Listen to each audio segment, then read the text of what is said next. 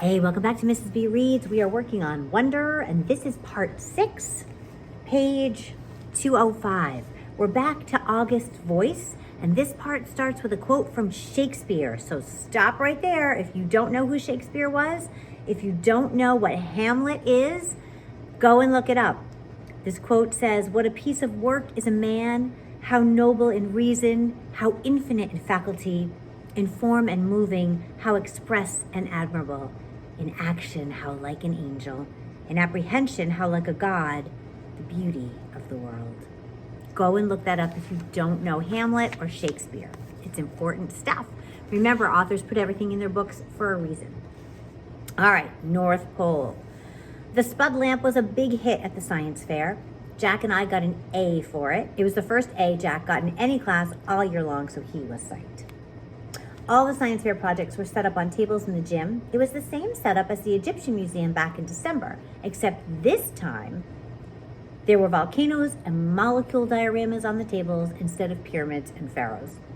And instead of the kids taking our parents around to look at everybody else's artifact, we had to stand by our tables while all the parents wandered around the room and came over to us one by one.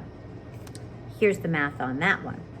60 kids in the grade equals 60 sets of parents, and doesn't even include grandparents. So that's a minimum of 120 pairs of eyes that find their way over to me. Eyes that aren't as used to me as their kids' eyes are by now. It's like how compass needles always point north no matter which way you're facing. All those eyes are compasses, and I'm like the North Pole to them. What figure of speech is that?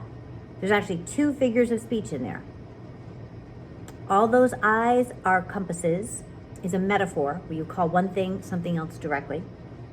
And I'm like the North Pole to them is a simile when you use like or as to compare two unlike things.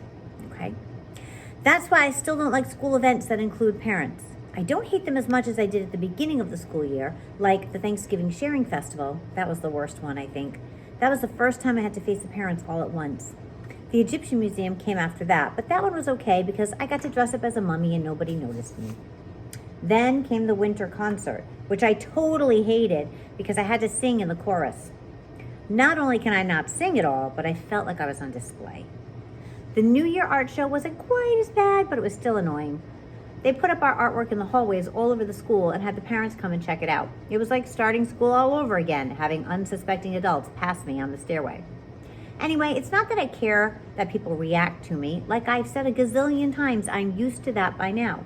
I don't let it bother me. It's like when you go outside and it's drizzling a little, you don't put boots on for a drizzle. You don't even open your umbrella. You walk through it and barely notice your hair getting wet. But when it's a huge gym full of parents, the drizzle becomes like this total hurricane. Simile. Everyone's eyes hit you like a wall of water. Simile. Mom and Dad hang around my table a lot, along with Jack's parents. It's kind of funny how parents actually end up forming the same little groups their kids form.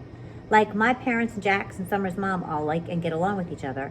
And I see Julian's parents hang out with Henry's parents and Miles' parents. And even the 2 Max's parents hang out together. It's so funny. I told Mom and Dad about it later when we were walking home, and they thought it was a funny observation. I guess it's true that like seeks like, said Mom. Don't forget to like and subscribe. Thanks.